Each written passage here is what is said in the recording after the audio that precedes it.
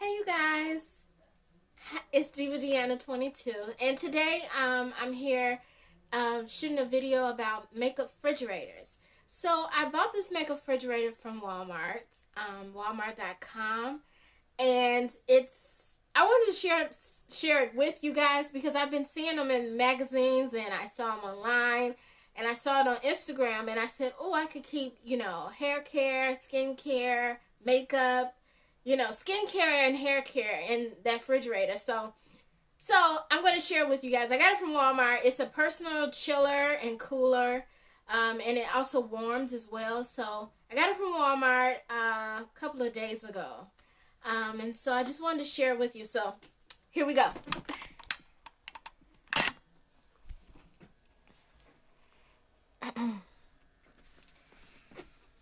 Here it is right here.